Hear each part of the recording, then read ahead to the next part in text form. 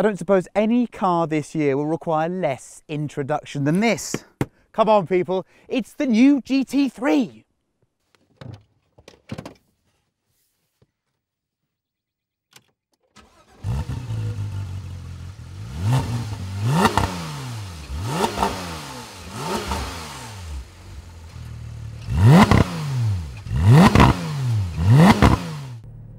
And so this is the new GT3 being driven up a hill somewhere in Europe. Wow, what to make of this car? Well, let's drive it fast and try and explain some of what's going on. I've got all the systems switched off at the moment. I've got the PDK gearbox in normal, that's what's advised. I've got the sports exhaust on, and I'm shifting gear myself.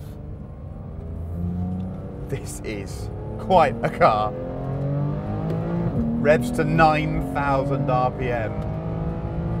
Rear wheel steering, well, that's something new for me, because if I do this,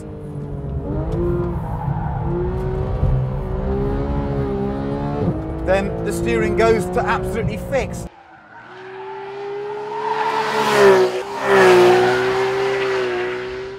It's incredible the calibration work they've done.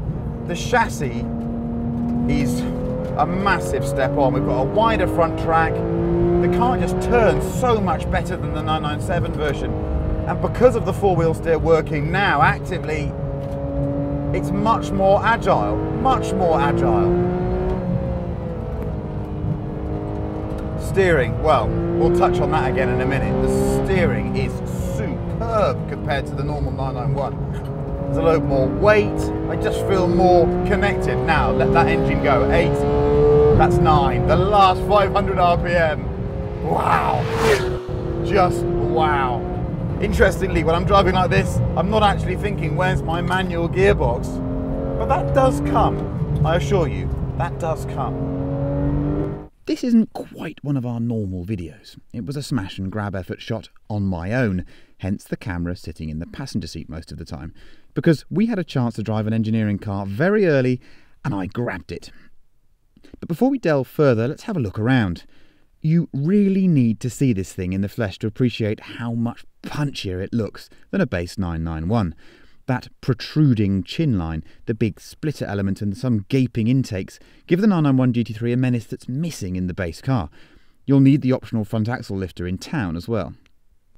The car uses the wider 991 body shell, which is almost all aluminium, and the claimed curb weight is 1,430 kilograms, which has got people screaming, it's too heavy. But then it does now have a PDK dual clutch gearbox as standard. Porsche claims it can shift in less than 100 milliseconds. There is no manual option. I'll repeat that, there is no manual option. The box itself is heavier, but the new motor is lighter than before.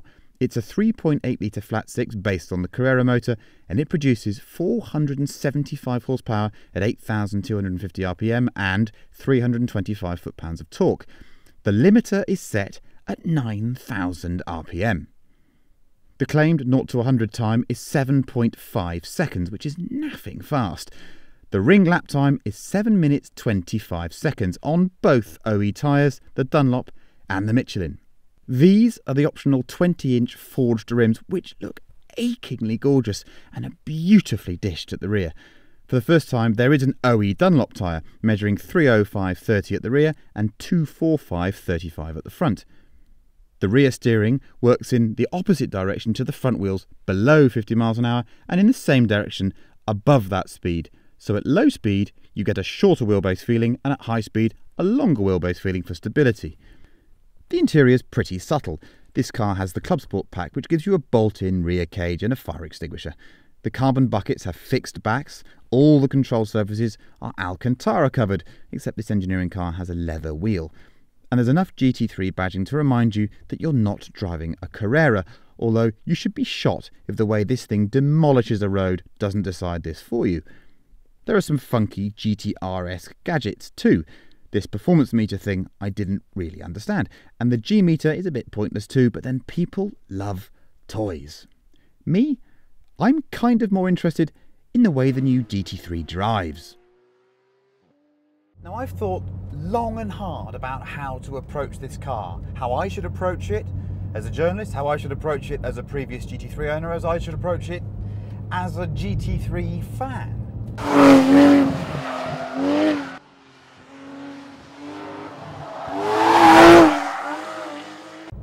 And I've reached this conclusion. I think I need to separate the factual from the philosophical, okay? So I'll deal with the factual first.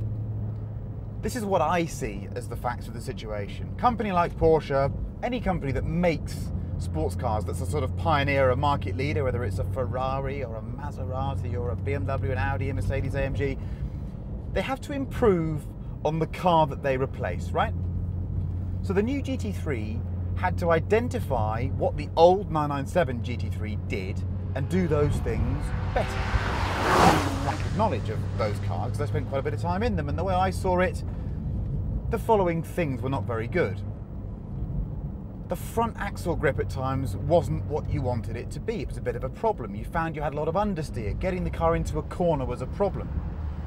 You had quite an aggressive differential that added to that understeer, but then gave you quite severe oversteer after that neutral point.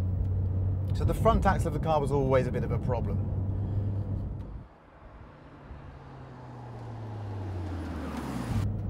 Another problem is that even though people like me loved the manual gearbox and felt it was the last of the great drivers' cars, there were an unknown number of people, I say unknown because they never got the chance to buy one, who wanted some paddles and didn't want a manual gearbox. And that's the way the market is inexorably going. So, factual situation is this.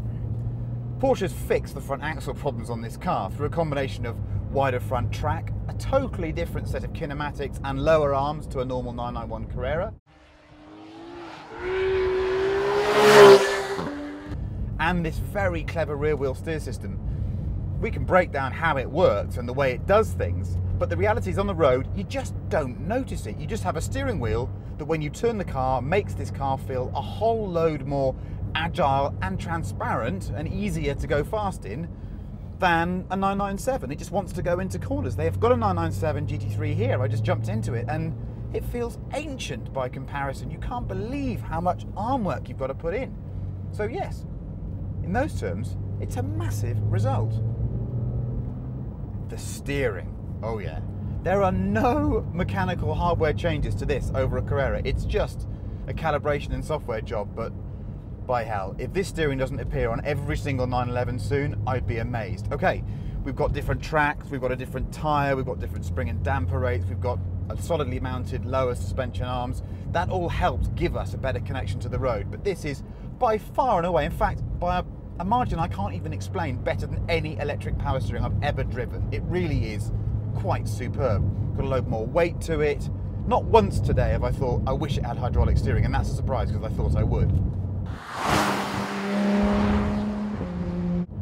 What about the engine? Well, again, factually, once you've driven this thing, you'll forget the Metzger ever existed. I mean, it revs and revs and revs.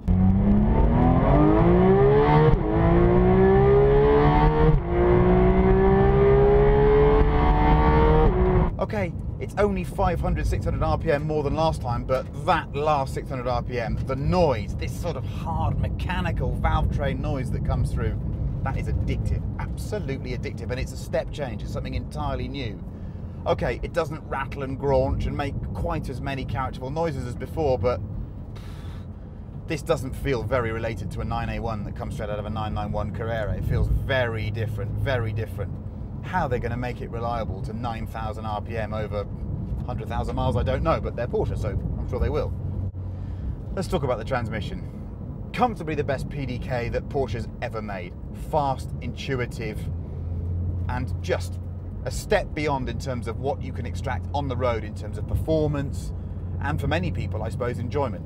For me, maybe not. But let me try and alter my point of reference for a minute and pretend that I'm in the sports car market. I'm not, you know, David Coulthard, I'm not Mark Lieb, I'm a normal driver. Well, I can extract so much more performance from this car compared to its predecessor, you can't make a comparison.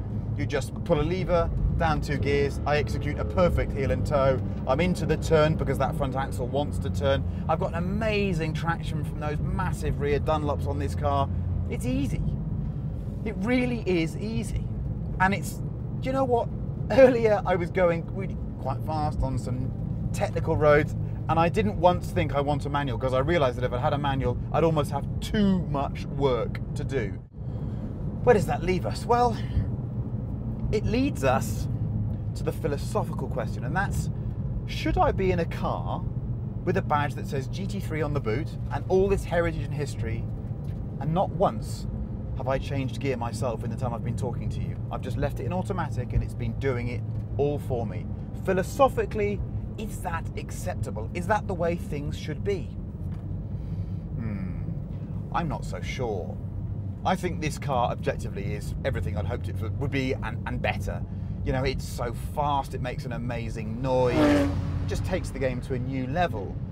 But I think a GT3, or maybe not a GT3, but a car built by Porsche, the shape of a 911 with this engine, should be the last bastion of the manual gear change.